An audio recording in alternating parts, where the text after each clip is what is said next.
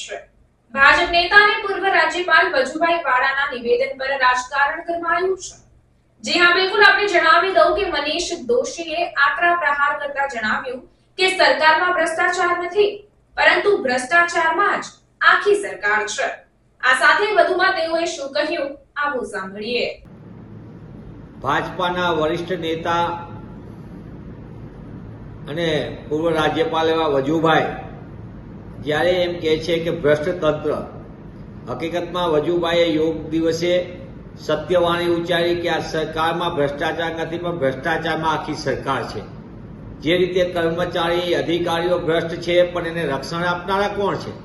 આખા તંત્રની અંદર અધિકાર રાજ વ્યાપી ગયું છે, એની માટે જવાબદાર કોણ?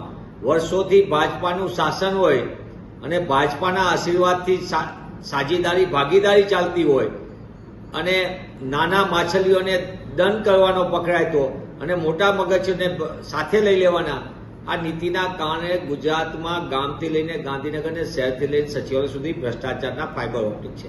અને એના કારણે જ વજુભાઈ સન્માનીય વ્યક્તિ તરીકે એમને જ્યારે મનની વાત કરી છે, પણ ગુજરાતનો સામાન્ય નાગરિક જાતિનો પ્રમાણપત્ર લેવું હોય, સ્કોલરશીપ માટે આવકનો દાખલો લેવો હોય કે પછી વારસાઈમાં ખેડૂત તરીકે એન્ટ્રી કરવાની હોય પોતાની વાયસાઈ મિલકતમાં, તો પણ એને પોતે જ્યાં લગી પૈસા ન આપે ત્યાં લગી એને કાંઈ પ્રકારનો નિર્ણય થતો નથી। સાચા કામ માટે પણ પૈસા આપવા પડે, ભોગ બનવું પડે ગુજરાતની જનતાને। અને સેવા સદનો જે નામ પાટિયા બદલ્યા છે, એ સેવા સદનો હકીકતમાં મેવા સદનો છે। એવો એક પણ વિભાગ નથી કે જ્યાં પૈસા વગર કામ થતું હોય। પૈસા એક જ માત્ર એના રેટ કાર્ડ પ્રમાણે આપો તો જ તમે ચૂકવો, પછી કામ થાય।